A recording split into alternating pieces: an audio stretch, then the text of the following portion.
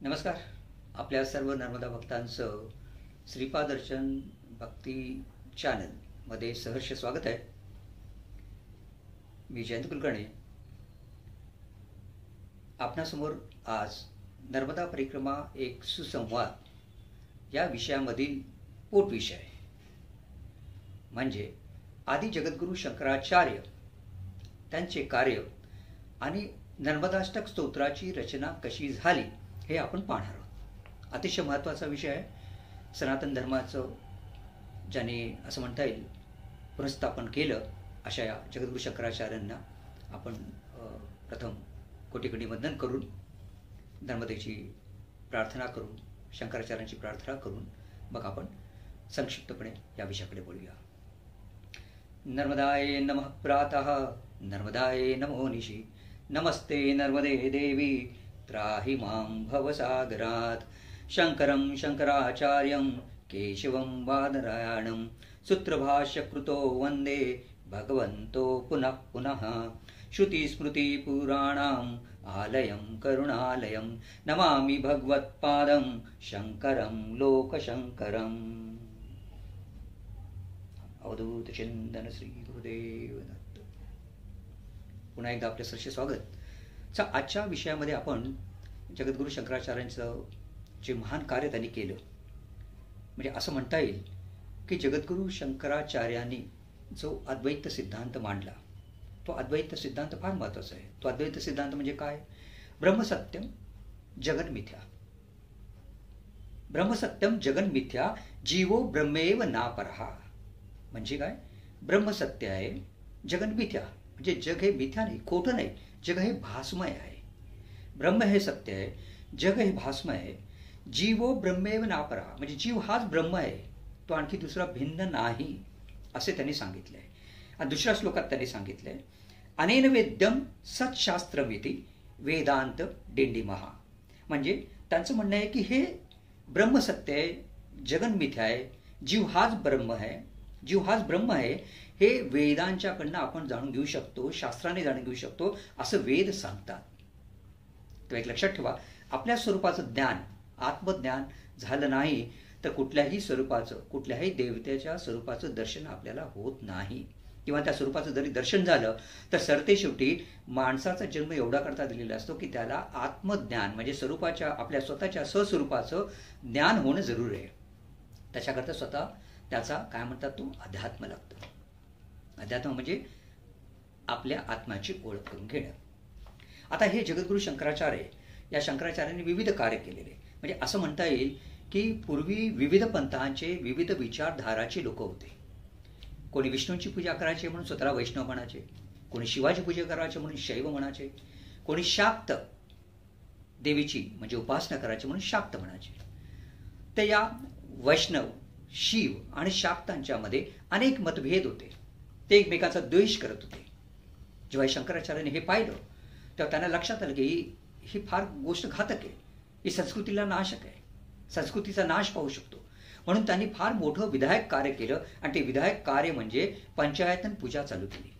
या पंचायतन पूजामध्ये 5 देवांचा प्रामुख्याने तिथे समावेश केलेला असतो. म्हणजे इथे शिव आहे, पार्वती आहे, गणपती आहे, सूर्य आहे आणि विष्णू आहे. म्हणजे जो ज्या पंथाचा ज्या विचारसरणीचा ज्या विचारधारणेचा आहे तो त्याप्रमाणे ती पंचायतन पूजा करू शकतो. म्हणजे वैष्णवाला विष्णूला प्रमुख मानून बाकी देवतांची उपासना 4 ठिकाणी बाकी देवता ठेवून त्याची उपासना करू शकतो. जे शिवपंथाचे ते शिवाला प्रमुख मानून करू शकतात, जे शाक्त पंथाचे ते देवीला प्रमुख मानून करू शकतात, जे गणपतीची उपासना करणार ते गणपतीला प्रमुख म्हणून उपासना करू शकतात. तर अशा विविध पंथाचे विविध विचारधाराच्या लोकांना एकत्र आणणं हे त्यांनी मोठं कार्य केलं. आणि आपली संस्कृती एकात्मता त्यांनी टिकवली. दुसरी गोष्ट त्यांनी महत्त्वाची काय केली? त्याने तर ज्ञान मिळवलंच, पण ते ज्ञान लोकांपर्यंत पोहोचवण्यासाठी त्यांनी विचार केला की भारताची संस्कृती वाढायला पाहिजे, लोकांच्यापर्यंत वेदांचं ज्ञान लोकांच्यापर्यंत जायला पाहिजे. त्याच्याकरता त्यांनी 4 दिशेला म्हणजे पूर्वेला, पश्चिमेला, दक्षिणेला, उत्तरेला 4 मठांची स्थापना केली आणि आपल्या 4 शिष्यांना तिथे अधिकारपद दिलं. आणि प्रत्येक शिष्याने मग शेवटी त्या वेदांचा संप्रदाय चालू केला आणि लोकांना वेदांची ओळख करून दिली. म्हणजे वेदांचं शिक्षण त्या 4 मठामध्ये घेतलं जातं. तो सगळा विषय आपण डिटेलमध्ये आपल्या व्हिडिओमध्ये पाहणार आहोत. त्याचप्रमाणे आपल्या लोकांचं संरक्षण व्हावं, आपल्या मातृभूमीचं संरक्षण व्हावं म्हणून त्यांनी दशनामी संप्रदाय चालू केला. या दशनामी संप्रदायामध्ये त्यांनी 10 मुख्य विविध पंथाचे लोक निवडले आणि त्याच्यामध्ये मुख्यत्वे दंडी स्वामी आणि नागा साधू पण येतात. या दंडी स्वामींना त्यांनी काय केलं, शास्त्रार्थाचं शिक्षण दिलं. म्हणजे त्यांनी वेदांचं शिक्षण घ्यायचं, ज्ञानार्जन करायचं आणि त्या वेदांचं ज्ञान त्या त्या प्रदेशातील त्या त्या भागातील लोकांच्यापर्यंत पोहोचवण्याचं काम करायचं. हे 10 भाग किंवा दशपंथी म्हटले ते 10 वेगवेगळी जे ठिकाणं आहेत त्या वेगवेगळ्या ठिकाणी प्रत्येक त्या जागेचा जो अधिकारी व्यक्ती असेल त्या अधिकारी व्यक्तीने आपल्या त्या गावातील लोकांना त्या वेदांचं शिक्षण द्यायचं असं त्यांनी सांगितलेलं आहे. म्हणजे त्यांनी क्लिअरली म्हटलेलं आहे. जसं 10 ठिकाणं म्हटलं तर कुठली, गिरी, पुरी, भारती, वन, अरण्य, सागर, आश्रम, सरस्वती, तीर्थ आणि पर्वत. म्हणजे प्रत्येक स्थानाचा जो अधिकारी असेल त्याचं हे कार्य असेल की त्याने तिथल्या लोकांना ज्ञान द्यायचं, म्हणजे वेदांचं ज्ञान द्यायचं. म्हणजे थोडं काळातील लोक ज्ञानसंपन्न होतील. ज्ञानसंपन्न झाल्यावर त्यांना या अद्वैत सिद्धांत पटेल. कुठला अद्वैत सिद्धांत? ब्रह्मसत्य जगन मिथ्या. म्हणजे त्यांना आत्मज्ञान, आत्म्याची, आपल्या स्वरूपाची ओळख करून घेता येईल. हा एक भाग झाला. दुसरा भाग, आपल्या सर्व लोकांचं रक्षण करण्याकरता त्यांनी जसं म्हटलं दशनामी संप्रदाय चालू केला. त्याच्यामधल्या नागा साधूंना त्यांनी शस्त्राचं शिक्षण दिलं. शास्त्राचं नाही, शस्त्राचं शिक्षण दिलं. या शस्त्रामध्ये त्या नागा साधूंच्याकडे जबाबदारी कुठली येते, त्या त्या गावातील त्या त्या त्यांच्या प्रदेशातील लोकांचं संरक्षण करायचं. अशा तऱ्हेने असं म्हणता येईल की या आपल्या जगद्गुरू आदि जगद्गुरू शंकराचार्यांनी केवळ अद्वैत सिद्धांत मांडला नाही तर अनेक शास्त्रार्थ पण केलेत. अनेक लोकांशी शास्त्र वादविवाद झाले. सगळीकडे त्यांनी ते शास्त्रामध्ये सगळ्या लोकांना जिंकलं पण आहे. पण सर्वतोपरी त्यांनी लोकांचं कल्याण व्हावं, मंगलमय व्हावं याकरता, या उद्दिष्टाने ही सर्व कार्य केली. आता ही सर्व महान कार्य जे त्यांनी केली ती आपण कार्य काय ती याचा थोडक्यात आपण परिचय करून घेऊया या व्हिडिओमध्ये.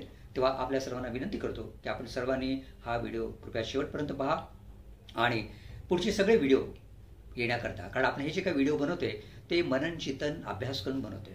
उद्देश हाच आहे की हे सर्व जे काही आपल्याला ज्ञात होत आहे ते सर्व लोकांसमोर मांडणं, त्याद्वारे लोकांना त्याची ओळख पटणं, लोकांना ते ज्ञान होणं आणि त्यामुळे त्यांनी आपल्या संस्कृतीचा, सनातन धर्माचा आदर्श डोळ्यापुढे ठेवणं. आदि जगद्गुरू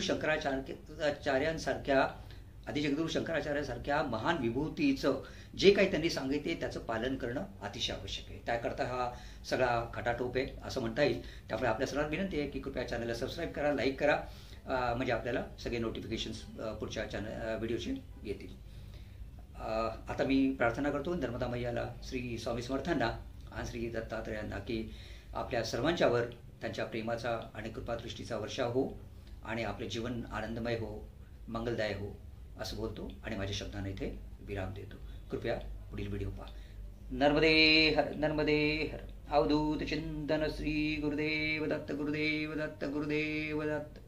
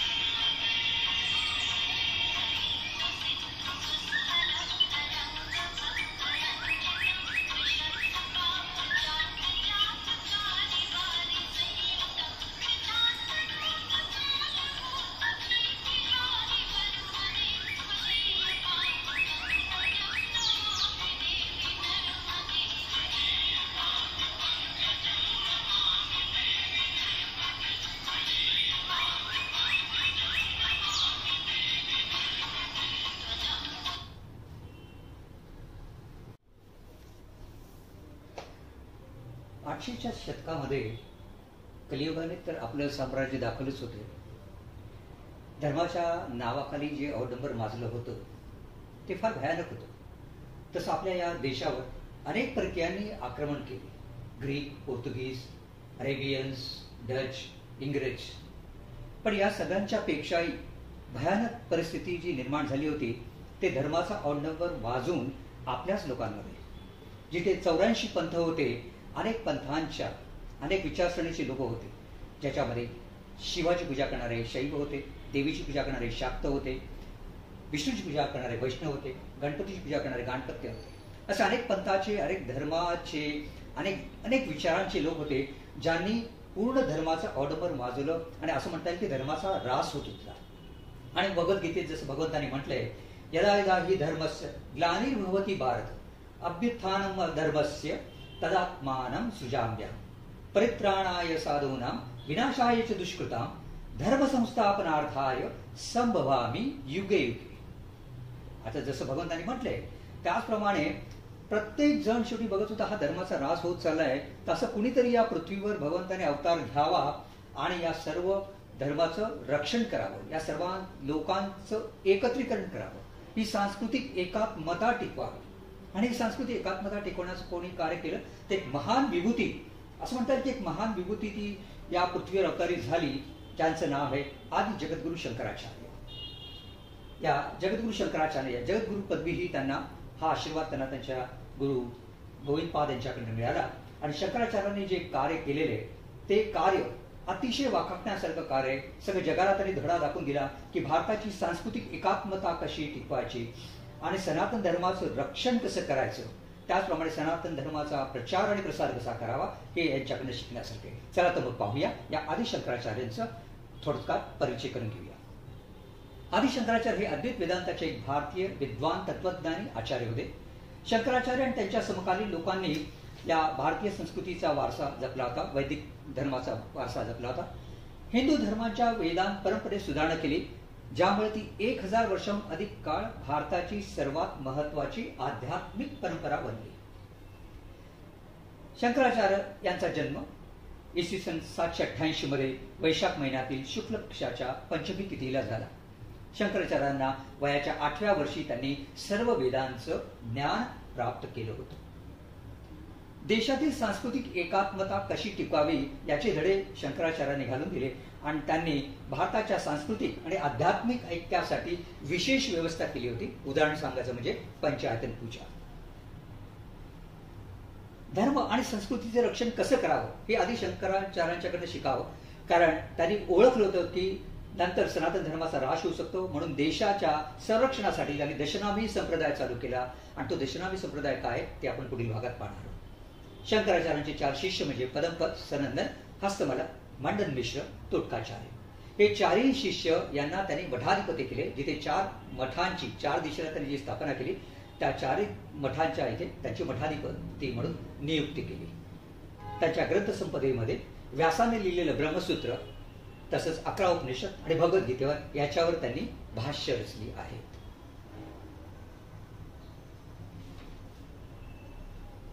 आता आपण जाणून घेऊया त्यांचं बालपण. असं म्हणतात की हा प्रत्यक्ष भगवान शिवाचा अवतार होता, हे त्यांच्या कार्यावरून लक्षात येतं. जगद्गुरु शंकराचार्य यांचा जन्म पूर्णा नदीच्या काठी केरळ राज्याच्या कलाडी गावात झाला. त्यांचा जन्म नंबूदरी ब्राह्मण कुळात झाला. त्यांचा जन्म कृष्ण यजुर्वेदीय शाखेच्या ब्राह्मण कुळात झाला. त्यांच्या वडिलांचं नाव शिवभट्ट आणि आईचे नाव अंबिका होते. या दोघांनाही खूप वर्ष संतती नव्हती. त्यांनी भगवान शिवाची आराधना केली. शिव प्रसन्न झाले आणि ते म्हणाले, कुठला पुत्र पाहिजे तुम्हाला सांगा, ज्ञानीपुत्र हवा का दीर्घायी पुत्र हवा. शेवटी त्यांनी ज्ञानीपुत्र हवा म्हणून इच्छा प्रकट केली आणि शंकराच्या कृपेने त्यांना पुत्रप्राप्ती झाली. म्हणून त्यांनी आपल्या पुत्राचे नाव शंकर असे ठेवले.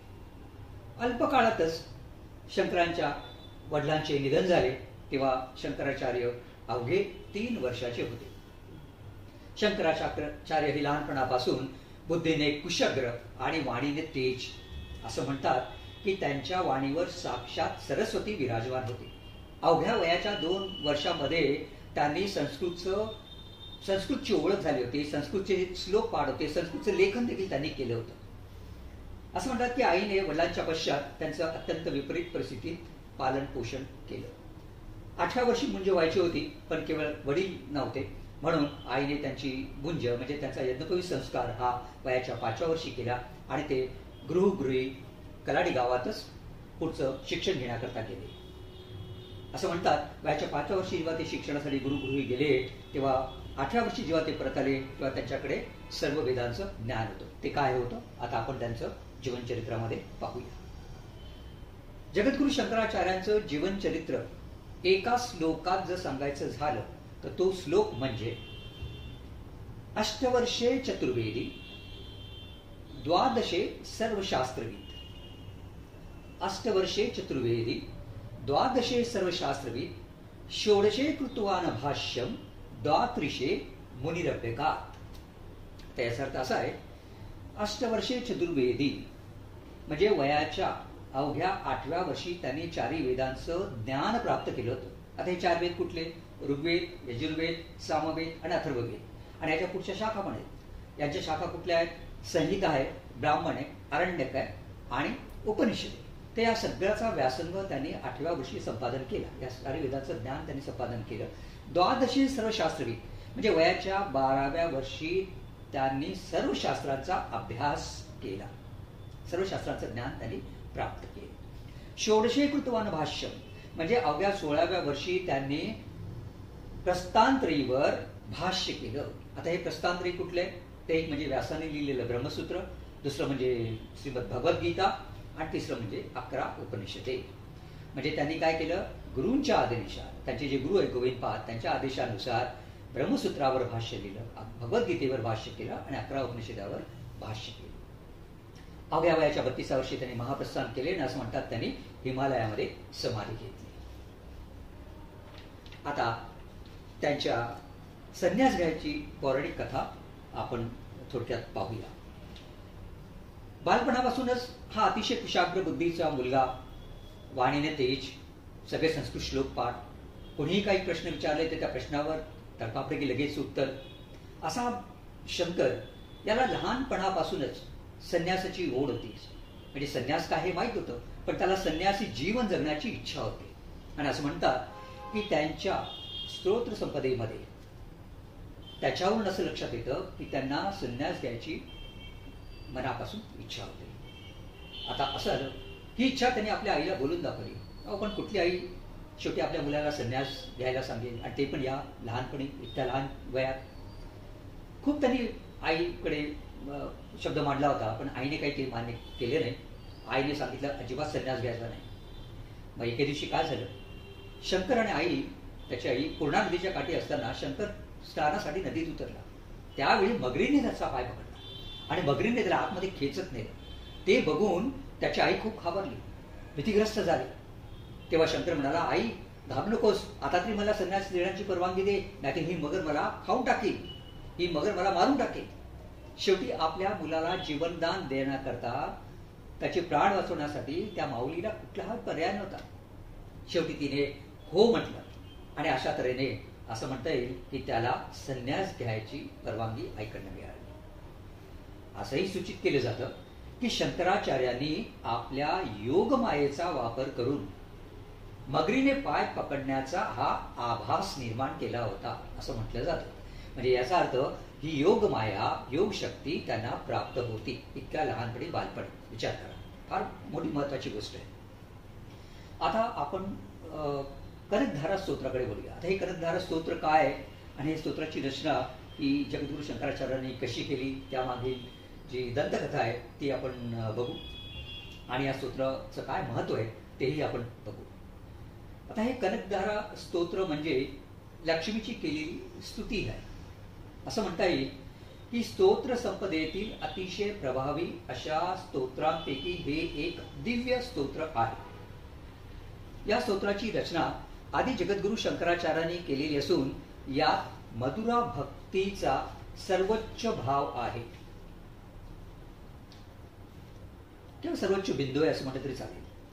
आता असं म्हणतात की माता लक्ष्मी ही अलौकिक अर्थाने आपली आईच आहे असं समजून ज्याप्रमाणे एखादं मूल आपल्या आईकडे हट्टाने एखादी गोष्ट मागते, तसाच हट्ट आणि आग्रह शंकराचार्यांनी या स्तोत्रामध्ये लक्ष्मी मातेकडे केला आहे.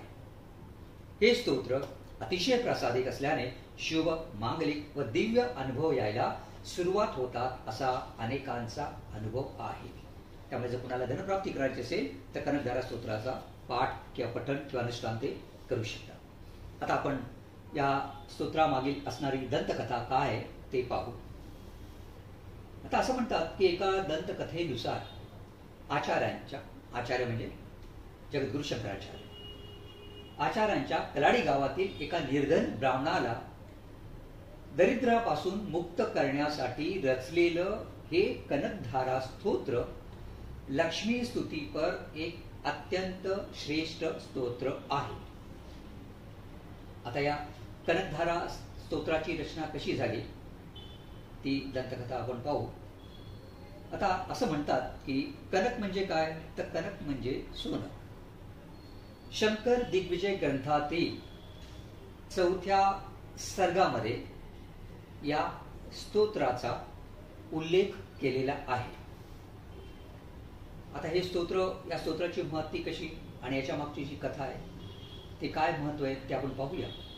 तर असं म्हणतात की एकदा शंकराचार्य भिक्षेनिमित्ताने एका गरीब ब्राह्मणाच्या घरी कलाडी गावातच त्या दारासमोर जाऊन त्यांनी भिक्षाम देई माई, भिक्षाम दे, भिक्षाम देई माई, भिक्षाम देई असं पुकार केलं.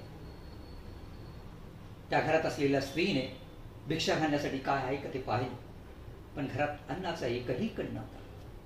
ती ब्राह्मण स्त्री उदास आहे. संपूर्ण घरात तिने डबे पालथे घातले आणि सरते शेवटी तिला एका डब्यामध्ये एक सुकलेला आवळा मिळाला आणि ती बाहेरून लगबगीने बाहेर आली आणि तिने तो आवळा त्यांच्या झोळीत घातला आणि म्हणाली, बाळा आज एवढंच आहे बरं का, उद्या ये, उद्या नक्कीच तुला काहीतरी चांगलं देतो. तिचं ते दयाळू अंतःकरण पाहिलं आणि शंकरांना जरा थोडंसं स्मित झालं. पण तिची दैन्यावस्था बघून त्यांना करुणेचा पाजत फुटला आणि अत्यंत करुणमय अंतःकरणाने त्याने जगदंबेचा धावा केला आणि जगदंबेला म्हटलं, हे जगदंबे माते तू काय करतेस, मी हे काय पाहतोय. एवढी दानशीलता उदारता या स्त्रीकडे आहे, पण तिच्याकडे एवढा 18 विश्व दारिद्र्य आहे. माते हिचं 18 विश्व दारिद्र्य तू दूर कर. असं म्हणून त्यांनी त्या स्तोत्राची रचना केली, जगदंबेचा धावा केला आणि त्या स्तोत्राची रचना केली. ते स्तोत्र म्हणजेच कनकधारा स्तोत्र. आता या कनकधारा स्तोत्रामध्ये काय केलेलं आहे, तर कनकधारा स्तोत्र थोडक्यात सांगतो. असं म्हटलेलं आहे, अंगम हरे पुलक भूषणमाश्रयन्ती भृंगांगनेव मुकुलाभरणं तलातमालम् अंगीकृताखिल विभूतिरपांगलीला मांगल्यदास्तु मम मंगल देवताया.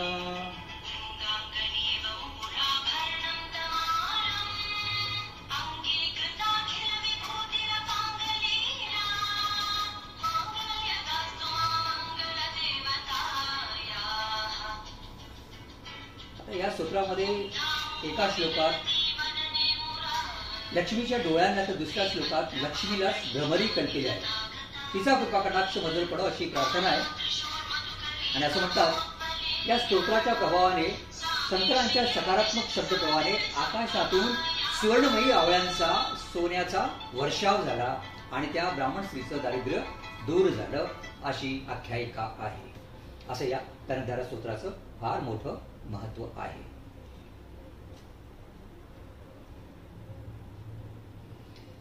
आता आपण आदि जगद्गुरु शंकराचार्य आणि त्यांचे गुरु गोविंद भागवतपाद यांच्या दिव्य भेटीची कथा पाहूया आणि नर्मदाष्टक स्तोत्राची रचना कशी झाली याचा आपण एक थोडासा अंदाज घेऊया.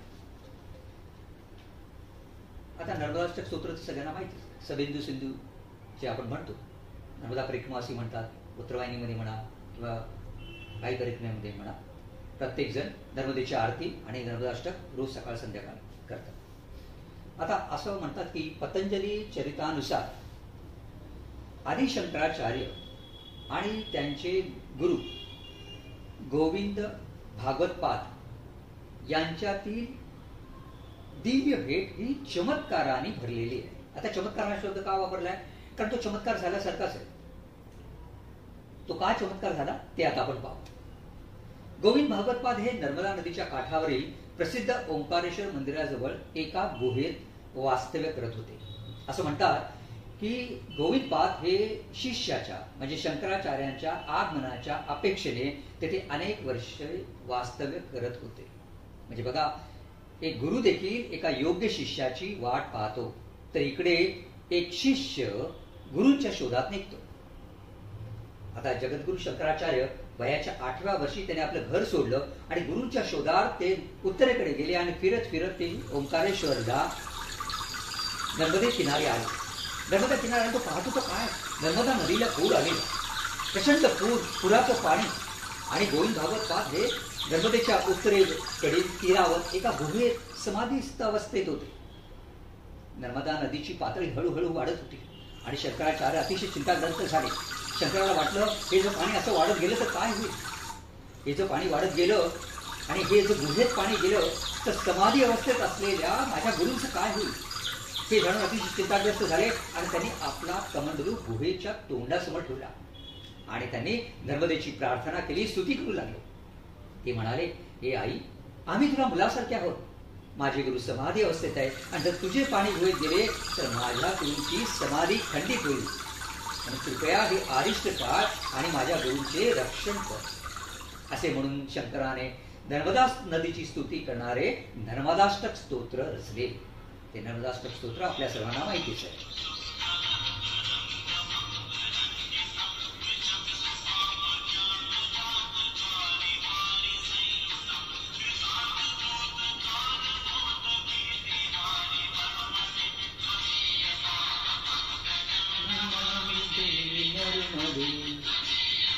नर्मदा स्तोत्राच्या रूपात तिची स्तुती ऐकून नर्मदा मैया प्रसन्न झाली आणि असं म्हणतात की शंकराच्या कमंडलूमध्ये शिरली आणि हळूहळू पुराची पातळी ओसरू लागली.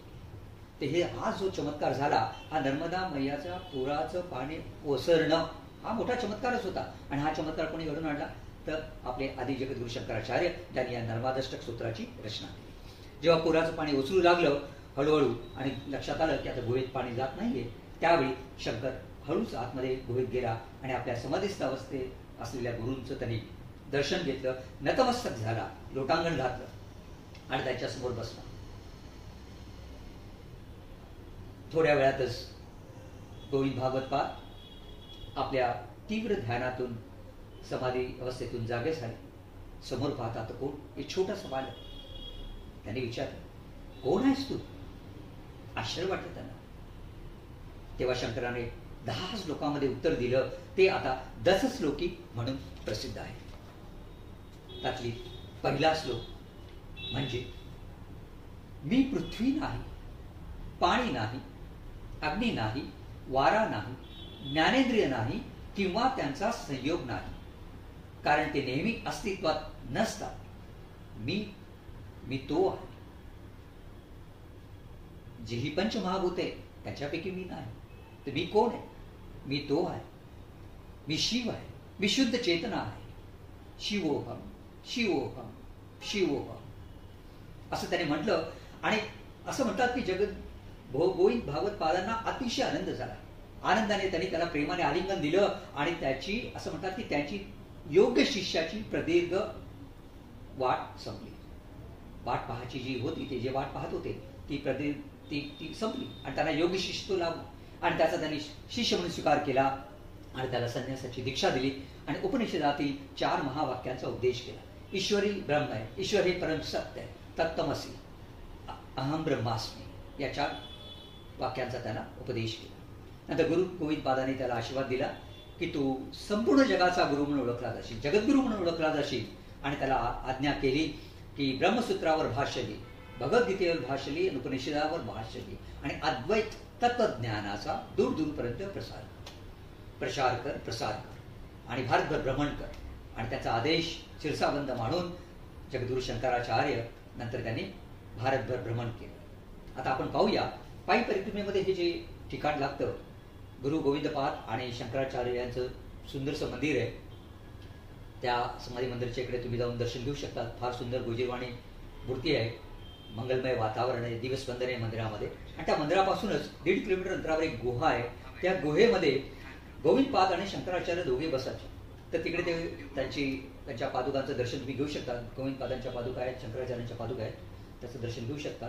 गुहेत जरा वाकून जावं लागतं, पण असं म्हणता येईल की त्या गुहेत गेल्यानंतर त्याचं दर्शन घेतल्यानंतर, पादुकांचं दर्शन घेतल्यानंतर मनाला एक प्रसन्नता मिळते. आजूबाजूचं वातावरण पण अतिशय मंगलमय आहे.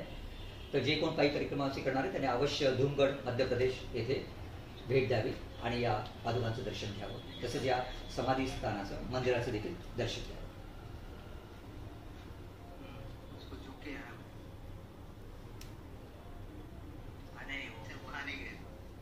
आता आपण शंकराचार्यांनी केलेले शास्त्रार्थ पाहूया. आता असं म्हणतात जगद्गुरु शंकराचार्यांनी ओळखलं होतं की आपल्या धर्माचा ऱ्हास होतोय, आपल्या सनातन धर्माचं रक्षण व्हायला पाहिजे, वेदांचं रक्षण व्हायला पाहिजे, वेदांचं ज्ञान लोकांच्यापर्यंत जायला पाहिजे.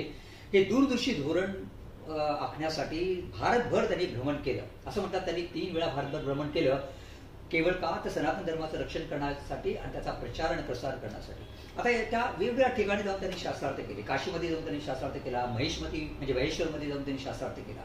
शास्त्रार्थ करण्याचा एकच उद्देश होता की वेदांचं अद्वैत सिद्धांत लोकांसमोर मांडायचं, त्यांच्याशी शास्त्रार्थ करायचं आणि शास्त्रार्थामध्ये विजय झाल्यानंतर त्या लोकांना छानशी अशी योग्य ट्रीटमेंट देऊन आपला स्वतःचा शिष्य बनवायचं आणि त्याच्याकडे एक जबाबदारी नियुक्त करायची. आता ती कथा, एक छोटीशी कथा आपण पाहूया की असेच 8व्या-9व्या शतकात जगद्गुरु शंकराचार्य महिषी म्हणजे महिष्मती म्हणजे महेश्वर इथे आले आणि त्यांना लक्षात आलं की मंडन मिश्रा हे फार ज्ञानी आहेत म्हणून. किंवा त्यांच्याशी अद्वैत वेदांवर वादविवाद करण्याकरता किंवा शास्त्रार्थ करण्यासाठी ते तिथे त्यांना भेटले. मग तिथे स्वतः मंडन मिश्रा होते, त्यांची पत्नी उभय भारती, तिला जज म्हणून केलं.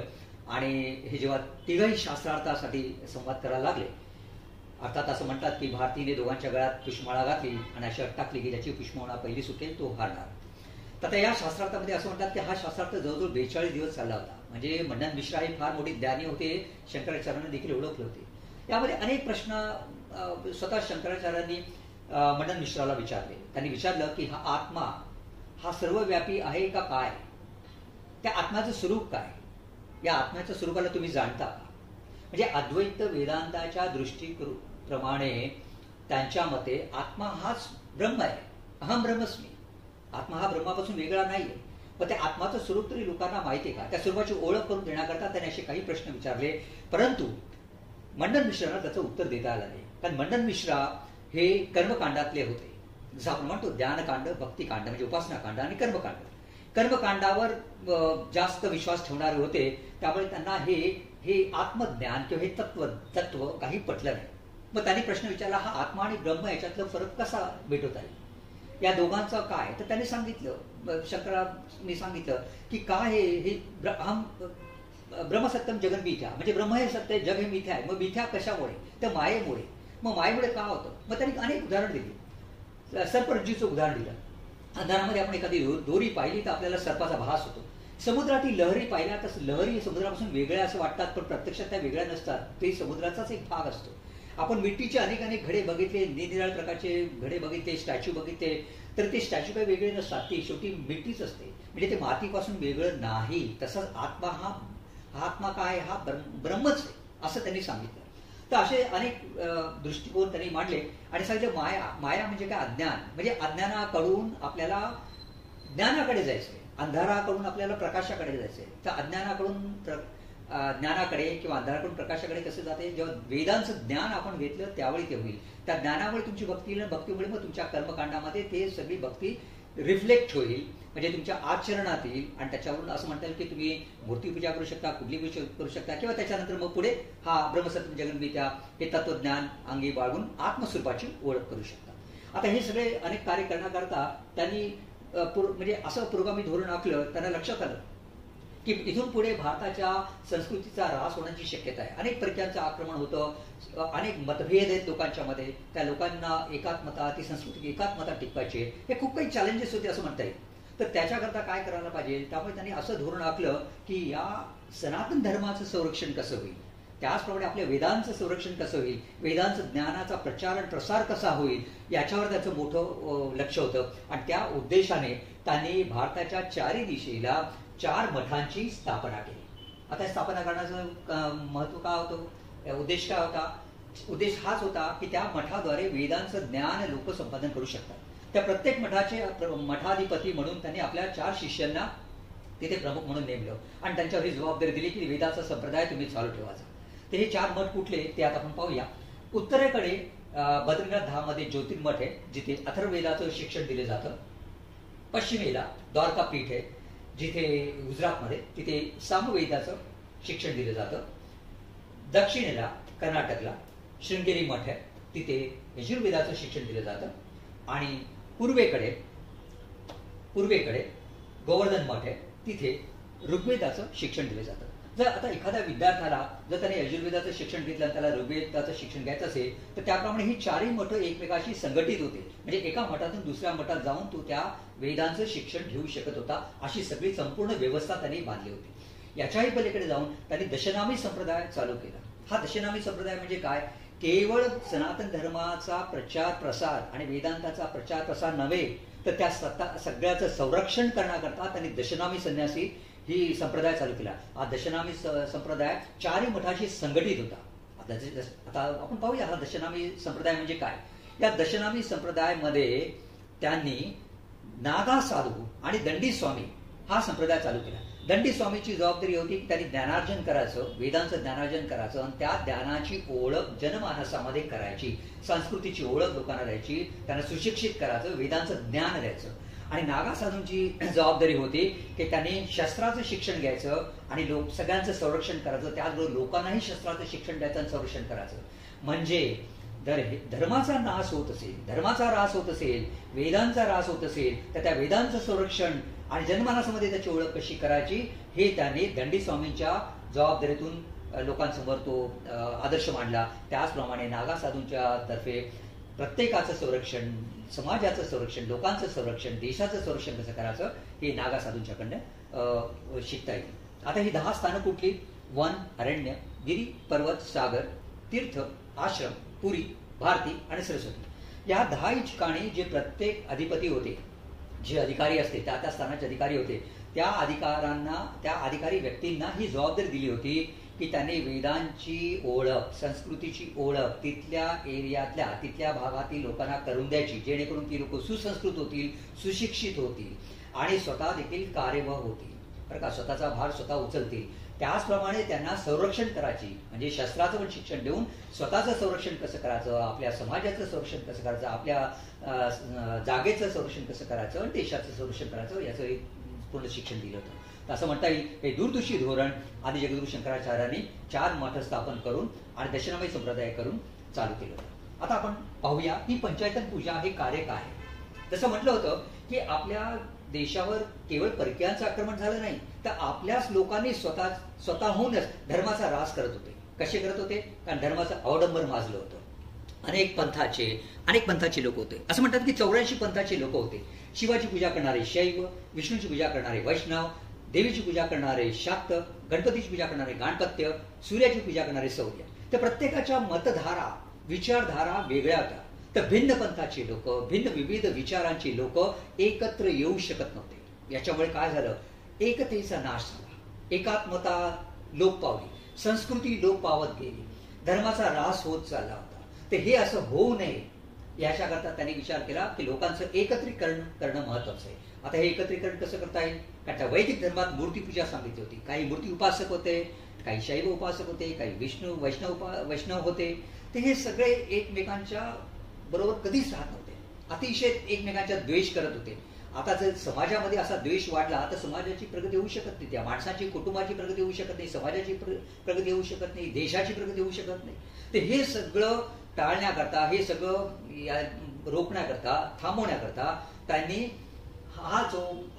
ही जी पंचायतन पूजा चालू केली. या पंचायतन पूजेच्या मागे त्याचा एकच उद्दिष्ट होता की सर्व लोकांना हा संप्रदाय चालू करायचा, जेणेकरून ते एकत्रीकरण त्यांचं होईल.